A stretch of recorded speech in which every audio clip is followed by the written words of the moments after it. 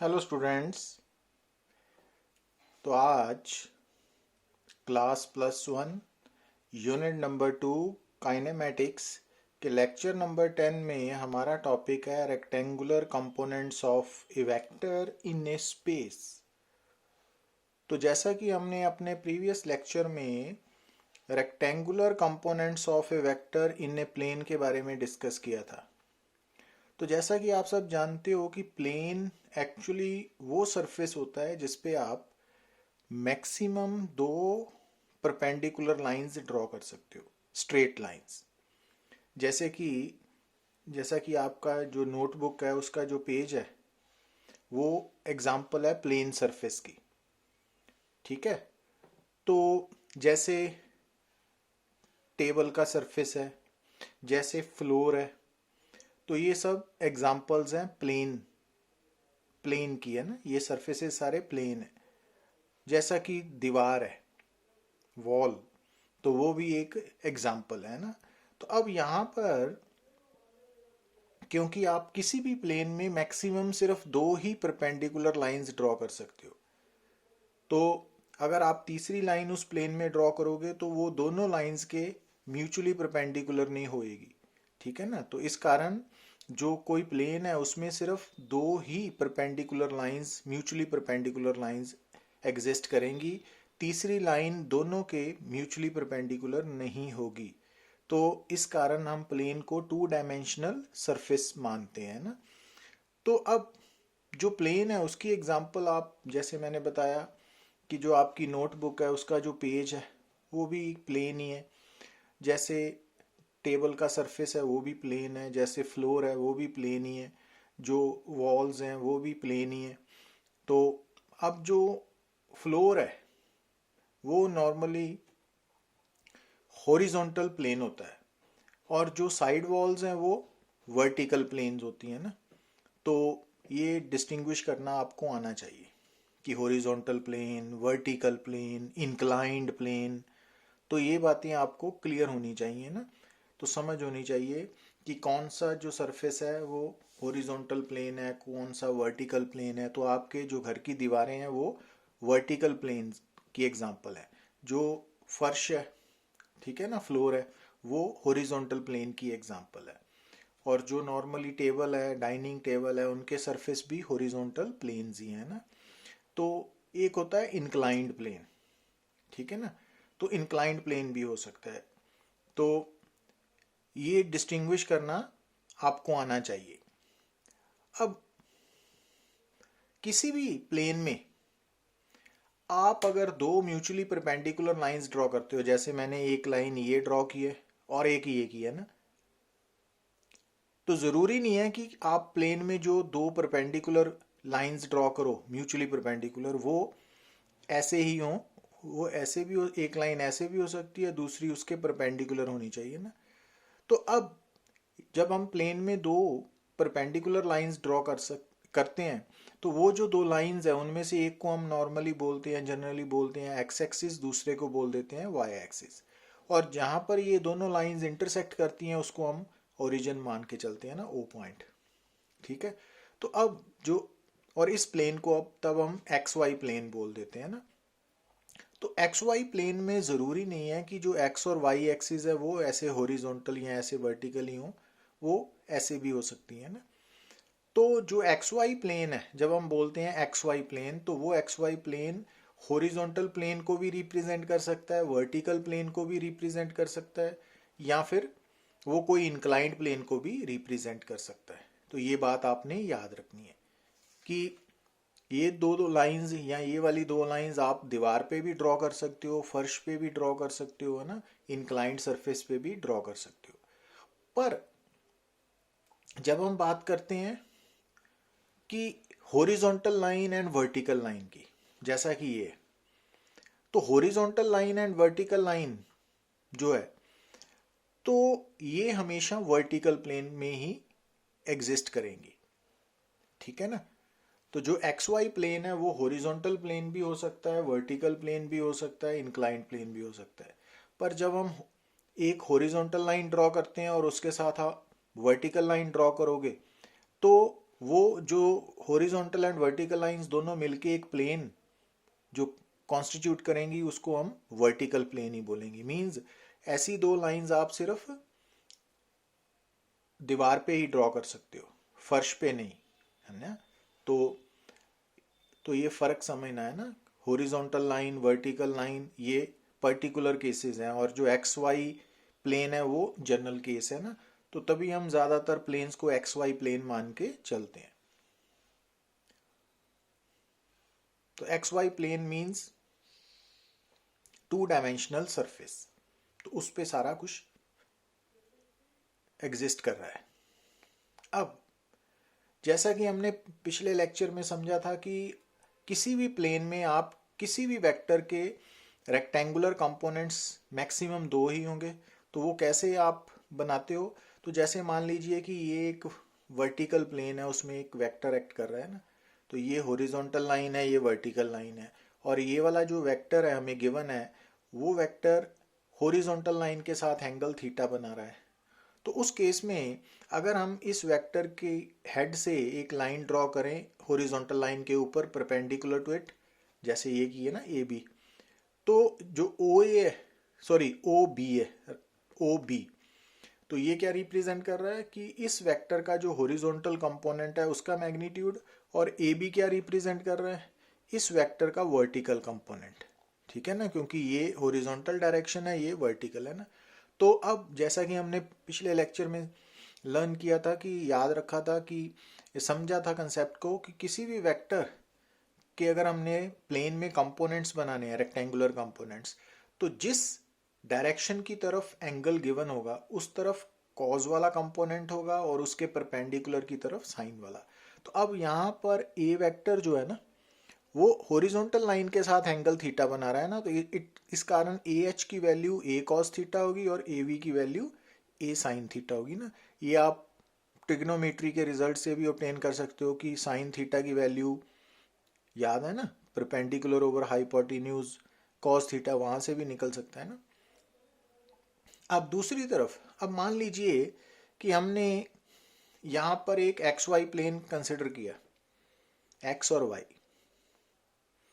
तो अब इसी केस में आप देख रहे हो कि जो ये गिवन वेक्टर है वो हॉरिजॉन्टल लाइन के साथ तो एंगल बना रहा था थीटा, बट एक्स एक्सिस के साथ वो एंगल बना रहा है फाई, है ना। एंगल बदल दिया ना हमने।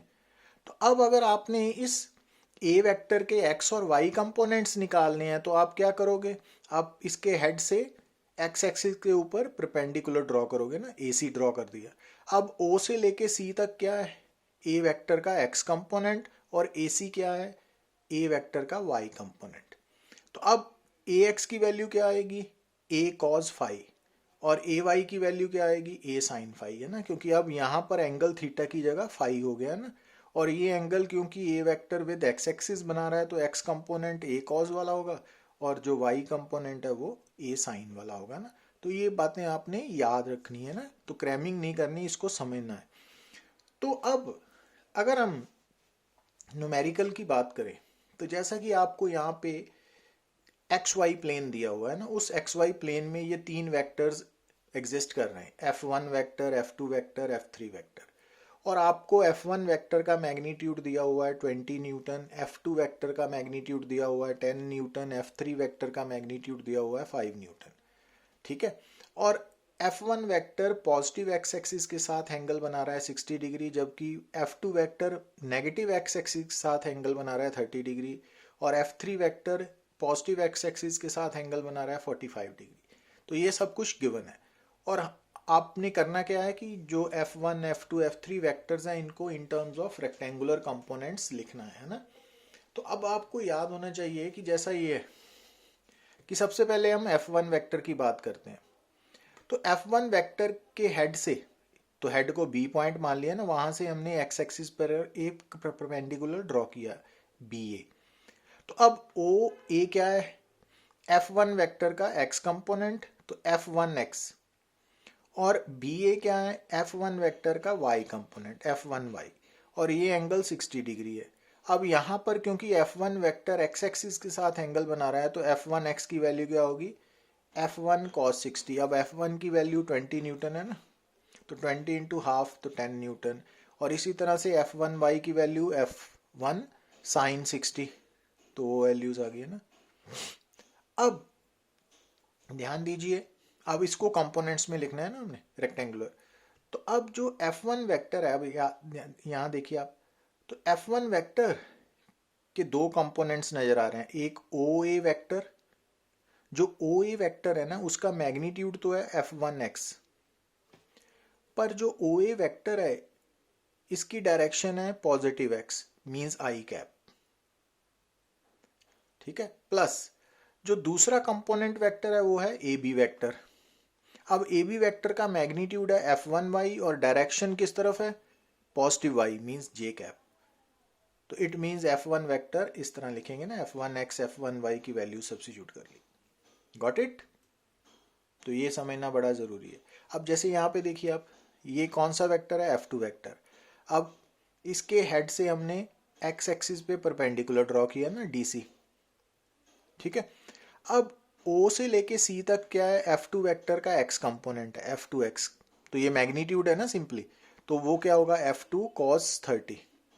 और जो F2 का y कंपोनेंट है वो क्या होगा, F2 sin 30, क्योंकि एंगल x के साथ दिया हुआ है ना, तो उस तरफ कोसाइन दूसरी तरफ साइन, तो 5 न्यूटन आ गया ना। अब यहाँ पे ध्यान से देखिए आप, तो अगर हमने कंपोनेंट्स लिखने हैं, ये तो कंपोनेंट्स के मैग्नीट्यूड्स है ना। अब अगर हमने F2 वेक्टर को इन टर्म्स ऑफ कंपोनेंट्स लिखना है तो हमने कैसे करना है, इसको ट्राइंगल कंप्लीट किया ना, तो ये OC वेक्टर बन गया। अब OC वेक्टर का मैग्नीट्यूड क्या है, F2x, और डायरेक्शन किस तरफ है, नेगेटिव x। तो इस कारण हम F2x को नेगेटिव x मीन्स माइनस आई कैप के साथ मल्टीप्लाई करेंगे, प्लस ये जो CD वेक्टर है, ये वाला वेक्टर, क्योंकि ये दोनों सेम ऑर्डर में है, ये ऑपोजिट में है, तो ये दोनों मिलके ये बनाएंगे ना। अब ये वाला जो वेक्टर है इसका मैग्नीट्यूड है F2y और इसकी डायरेक्शन किस तरफ है, ऊपर की तरफ, मीन्स y एक्सिस की तरफ, तो j कैप। तो ये कंपोनेंट्स बन गए ना। तो इसको प्रैक्टिस से करना है ना आपने। अब यहाँ देखिए इसी तरह F3 वेक्टर है। अब F3 वेक्टर x एक्सिस के साथ एंगल बना रहा है, तो हमने क्या किया, F3 वेक्टर के हेड से x एक्सिस पर परपेंडिकुलर ड्रॉ किया ना, FE। अब OE का मैग्नीट्यूड क्या है, F3x, और EF का मैग्नीट्यूड क्या है, F3y। अब F3x की वैल्यू क्या होगी, F3 इंटू कॉस 45, और F3y की वैल्यू क्या होगी, F3 साइन 45। अब डायरेक्शन देखिए आप, तो ट्राइंगल कंप्लीट की ना ये वाले एरोज। अब OE वेक्टर ध्यान से देखिए, OE वेक्टर का मैग्नीट्यूड तो F3x है, बट डायरेक्शन पॉजिटिव x है ना। तो इस कारण जब हमने F3 वेक्टर रिजल्टेंट वेक्टर लिखना है तो F3x के साथ कौन सी डायरेक्शन मल्टीप्लाई करनी है, positive x, means I cap, plus ये वाला कंपोनेंट जो है EF वाला, तो इसका मैग्नीट्यूड है F3y और इसको डायरेक्शन कौन सी है, माइनस j, क्यों, क्योंकि ये डाउनवर्ड है ना, नेगेटिव y की तरफ, तो ये वाला वेक्टर बन गया। तो ये इस तरह हमने हर वेक्टर को उसके कंपोनेंट्स की टर्म में लिख लिया है ना। तो अब रिजल्टेंट निकालने के लिए आप क्या करोगे, तीनों को जब ऐड करोगे तो यहाँ देखिए आप, ये वैल्यू सब्स्टिट्यूट कर दी। अब आई कॉमन निकाल के आई वाले अलग कर दिए, जे वाले अलग कर लिए ना, तो ये एफ वेक्टर का रिजल्ट आ गया ना, रिजल्टेंट वेक्टर। तो इसके न्यूमेरिकल्स आगे भी करेंगे हम, तो ऐसे आपको ये समझ होनी चाहिए ना इस कंसेप्ट की। अब जैसे अब नेक्स्ट हम बात करने जा रहे हैं rectangular components of a vector in space. तो जैसा मैंने आपको बताया था कि किसी भी प्लेन में आप maximum 2 mutually perpendicular lines draw कर सकते हो ना, तो उसी तरह स्पेस में आप maximum 3 mutually perpendicular lines draw कर सकते हो। तो अगर आप फोर्थ लाइन ड्रॉ करोगे ना, तो वो तीनों के परपेंडिकुलर नहीं हो सकती, 2 के हो सकती है बट तीनों के नहीं होगी। तो इसका मतलब ये हो गया कि जो स्पेस है, क्योंकि उसमें हम मैक्सिमम म्यूचुअली परपेंडिकुलर 3 लाइंस ही ड्रॉ कर सकते हैं, तो इस कारण स्पेस को हम 3 डायमेंशनल बोलते हैं ना, तो प्लेन को हम 2 डायमेंशनल बोलते हैं।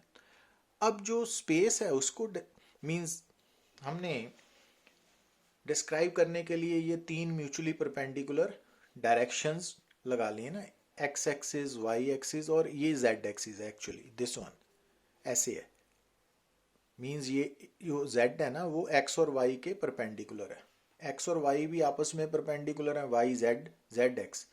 तो ये जेड एक्सिस है वो बेसिकली ये ऐसे बाहर की तरफ आ रही है ना। तो अब पेपर क्योंकि स्क्रीन 2 डायमेंशनल है तो वहाँ पर इसको शो करने के लिए हमने इंक्लाइंड शो किया है, बट एक्चुअली ये जेड एक्सिस बाहर की तरफ ऐसे आ रही है, तो इसको समझना पड़ेगा आपको ना। तो ये स्क्रीन एक्स वाई प्लेन हो गया और जेड एक्सिस इस प्लेन के परपेंडिकुलर।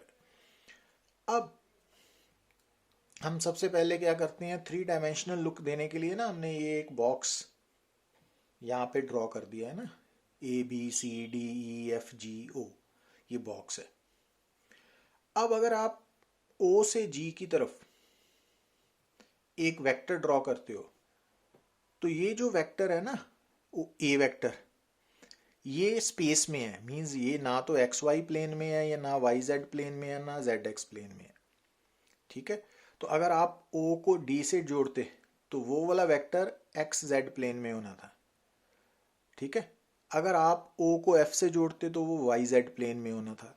अगर आप ओ को बी से जोड़ते तो वो एक्स वाई प्लेन में होना था। मगर ये ओ जी है ना, तो ये वेक्टर किसी भी प्लेन में नहीं है, मींस बाहर की तरफ है ना, तो स्पेस में एग्जिस्ट कर रहा है। तो अब इस वेक्टर के 3 रेक्टेंगुलर कंपोनेंट्स होंगे। कैसे, तो हमने पहले ओ को डी से वेक्टर बना लिया और डी को जी से वेक्टर है ना। अब ये ट्राइंगल नज़र आ रही है आपको, तो इसमें ये दोनों सेम ऑर्डर में है और ये ऑपोजिट ऑर्डर में है। तो ट्राइंगल लॉ के अकॉर्डिंगली ओ जी वैक्टर क्या होगा, रिजल्टेंट वेक्टर ओ जी क्या होगा, O D vector plus D G vector, और O G vector A vector है ना, तो ये लिख लिया इक्वेशन नंबर 2। अब ओ जी वैक्टर ए है वो इक्वेशन नंबर 1 है। अब ध्यान से, ये जो ट्राइंगल है ना ओ डी जी, ये राइट एंगल ट्राइंगल है, मीन्स ये वाला एंगल 90 डिग्री है बेसिकली। तो अगर ये 90 डिग्री एंगल है, ठीक है, तो ये भूलना नहीं है। पर उससे पहले अब ओ जी डी, ये इस ट्राइंगल में हमने ट्राइंगल लॉ यूज करके ये लिखा ना इक्वेशन नंबर 2। अब हमने क्या किया, ओ से सी को वेक्टर मार्क कर लिया और सी को डी वेक्टर, ये वाला ना, ये वेक्टर मार्क कर। तो अब ओ सी डी, इसमें ये वाला वेक्टर ऑपोजिट ऑर्डर में है जबकि ये दोनों वेक्टर सेम ऑर्डर में है। तो according to triangle law O D vector क्या होगा, O C vector plus C D vector, equation number 3। अब ओ डी की वैल्यू यहाँ सब्सिट्यूट की इक्वेशन 2 में, तो बन गया A vector is equal to O C vector plus C D vector plus D G vector. ठीक, अब ध्यान दीजिए, जो ओ सी वेक्टर है ना, वो ए वेक्टर का वो कंपोनेंट है जो अलोंग एक्स एक्सिस है। तो इट मीन्स हमने ओ सी वेक्टर को ए एक्स वेक्टर बोल दिया ना। अब ए एक्स वेक्टर का मैग्नीट्यूड अकेला ए एक्स है और साथ में डायरेक्शन पॉजिटिव एक्स होने के कारण आई कैप है ना, तो ऐसे लिख दिया। अब जो ओ ए वेक्टर है वो ए वेक्टर का वाई कंपोनेंट है, तो इस कारण इसको ए वाई वेक्टर या ए वाई जे कैप लिख दिया क्योंकि इसकी डायरेक्शन अलोंग वाई एक्सिस है। और जो ओ ई है वो ए वेक्टर का जेड कंपोनेंट है, उसका मैग्नीट्यूड ए जेड इंटू के कैप लिख दिया ना, तो ये यहाँ पे लिख दिया ना हमने। ठीक है, अब ध्यान दीजिए, क्योंकि आप देख रहे हो कि जो ओ ई है ना, ओ ई और सी डी, ये दोनों वेक्टर्स सेम डायरेक्शन में है और सेम मैग्नीट्यूड के भी हैं, लेंथ बराबर है ना दोनों साइड्स की, ओ ई की भी एंड सी डी की। तो इसका मतलब क्या हुआ, यहाँ पे देखिए आप, तो ओ ई वेक्टर और सी डी वेक्टर ये एक ही है, पर ऊपर हमने क्या लिखा, ओ ई वेक्टर तो ए जेड के कैप है, तो इट मीन्स आप सी डी वेक्टर को भी ए जेड के कैप सब्सिट्यूट कर सकते हो। अब ऐसे ही जो ओ ए वेक्टर है, तो ये वाली साइड और ये वाली डी जी साइड, ये दोनों सेम डायरेक्शन में भी हैं और मैग्नीट्यूड भी सेम है। इट मीन्स जो ओ ए वेक्टर है और जो डी जी वेक्टर है वो दोनों इक्वल वेक्टर्स है, तो इट मीन्स आप डी जी वेक्टर को भी ए वाई जे कैप लिख सकते हो। तो अब यहाँ पे देखिए आप, ओ सी कौन सा है, ओ सी कौन सा वेक्टर है, ए एक्स वेक्टर, और जबकि सॉरी डी जी कौन सा वेक्टर है, ए वाई जे कैप, है ना। और सी डी कौन सा वेक्टर है, ए जेड के कैप, तो यहाँ पे सब्स्टिट्यूट करिए आप, तो ये बन गया ना। तो आपको सेम ऑर्डर में, ये आई कैप है, ये के है, ये जे है, इसको जे पहले कर लिया के बाद में। तो स्पेस में किसी भी वेक्टर के तीन रेक्टेंगुलर कंपोनेंट्स होंगे, एक अलोंग एक्स एक्सिस, दूसरा वाई, तीसरा जेड। तो ए x I cap plus A Y J cap plus A Z के कैप। और जैसा कि हमने पहले लेक्चर में भी डिस्कस किया था कि आई कैप के साथ वाला जो कॉफिशेंट है वो एक्स कंपोनेंट वेक्टर का मैग्नीट्यूड है, और जे कैप के साथ वाई कंपोनेंट वेक्टर का मैग्नीट्यूड है, और के कैप का कॉफिशेंट क्या है, जेड कंपोनेंट वेक्टर का मैग्नीट्यूड, ए जेड जो है ना। अब अगर हमने ए वेक्टर की डायरेक्शन को in terms of angles describe करना है, तो हमने क्या मान लिया कि मान लीजिए कि स्पेस में जो आपका ए वेक्टर है वो एक्स एक्सिस के साथ एंगल बना रहा है अल्फा, वाई एक्सिस के साथ बना रहा है बीटा, और जेड के साथ बना रहा है गामा। ठीक है, तो ये मान लिया हमने ना। तो जब हम थ्री डायमेंशनल स्पेस की बात करते हैं तो उसमें जो वेक्टर है ना, तो उसकी डायरेक्शन को इन टर्म्स ऑफ एंगल बताने के लिए हम तीन एंगल्स सेलेक्ट करते हैं, अल्फा बीटा गामा। उसमें से अल्फा एक्स एक्सिस के साथ, बीटा वाई एक्सिस के साथ, गामा जेड एक्सिस के साथ। अब यहाँ ध्यान दीजिए, तो ओ डी जी ये राइट एंगल ट्राइंगल है, इसी तरह से ओ सी डी भी राइट एंगल ट्राइंगल है ना।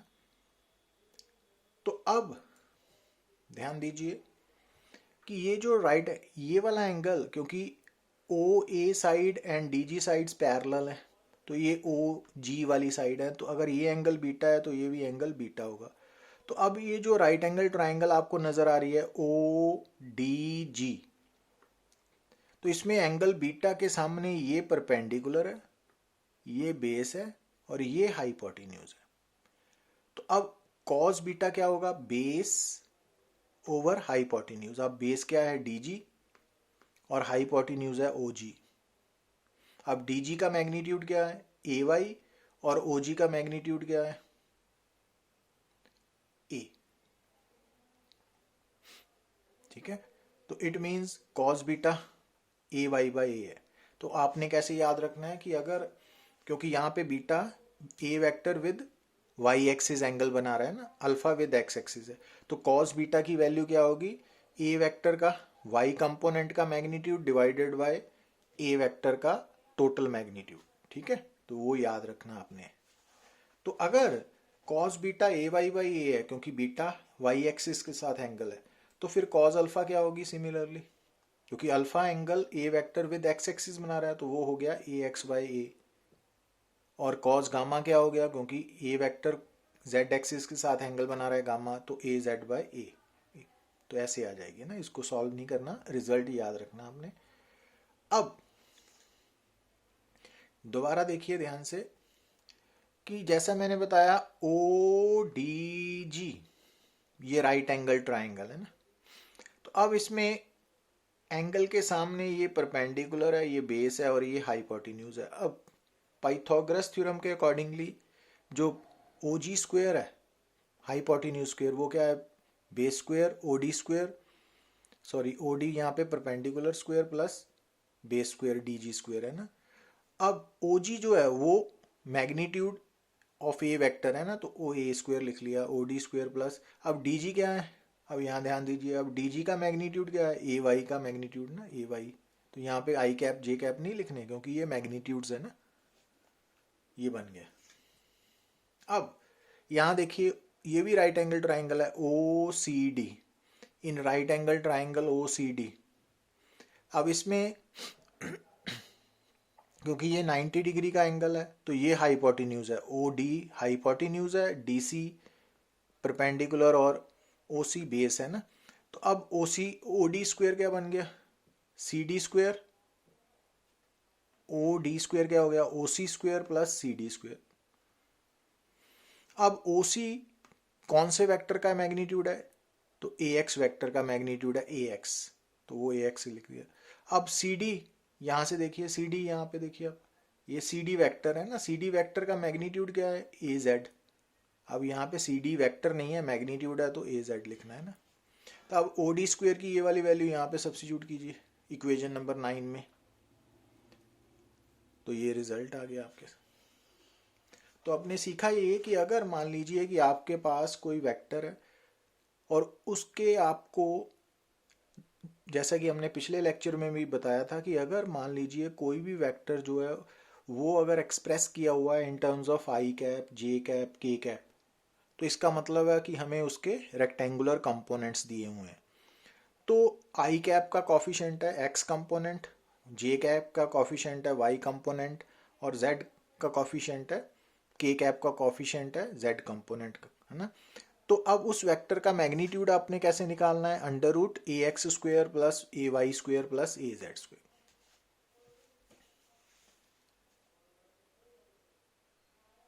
तो अगर आपके वेक्टर जैसे ए वेक्टर है ए x I cap plus A Y J cap plus A Z के कैप, तो आपको रेक्टेंगुलर कंपोनेंट्स की नॉलेज है, तो आपने उस वेक्टर का मैग्नीट्यूड कैसे निकालना है, under root a x square plus A y square plus A Z square. वहाँ आई कैप, जे कैप, के कैप नहीं यूज़ करने। अच्छा, तो ये अच्छा, अगर यहाँ देखें आपने कॉस बीटा की वैल्यू क्या निकाली थी, A Y by A, cos alpha की A X by A, cos gamma की ए जेड बाई ए। तो अगर आप 6, 7, 8 इक्वेशंस को स्क्वायर करके ऐड करो तो लेफ्ट हैंड साइड तो बन जाएगी cos square beta plus cos square alpha plus cos square gamma, और राइट हैंड साइड में क्या बनेगा, A Y square by A square plus A X square by A square plus A Z square by A square. अब LCM लिया A square, ऊपर A X square plus A Y square plus A Z square है। अब हमने यहाँ prove किया है ना कि A X square plus A Y square plus A Z square तो ए स्क्वायर है, तो ऊपर भी ए स्क्वायर नीचे भी ए स्क्वायर 1। तो इट मीन्स किसी भी वेक्टर के केस में अगर अल्फा बीटा गामा वो वेक्टर एंगल बना रहा है with X axis, Y axis and Z axis respectively, तो उन एंगल्स के cosine cos square alpha plus cos square beta plus cos square gamma का सम हमेशा 1 होगा। तो ये आपने याद रखना है, ठीक है, ये भूलना नहीं है। और यहाँ पे cos alpha, cos beta, cos gamma को हम क्या बोलते हैं, डायरेक्शन कोसाइंस, क्योंकि जैसा मैंने पहले बताया कि अल्फा बीटा गामा ये तीनों मिलके किसी भी वेक्टर की स्पेस में डायरेक्शन को फिक्स करते हैं ना। तो इस कारण cos alpha, cos beta, cos gamma को हम डायरेक्शन कोसाइंस बोलते हैं। और cos square alpha plus cos square beta plus cos square gamma का सम हमेशा 1 होगा। अब अगर आप कॉस स्क्वायर को साइन स्क्वायर में सब्स्टिट्यूट करो तो कॉस स्क्वायर अल्फा की जगह 1 माइनस साइन स्क्वायर अल्फा लिखा, कॉस स्क्वायर बीटा की जगह 1 माइनस साइन स्क्वायर बीटा लिखा, कॉस स्क्वायर गामा की जगह। तो अब इसको सॉल्व करिए आप, तो sine square alpha plus sine square beta plus sine square gamma का सम 2 आएगा।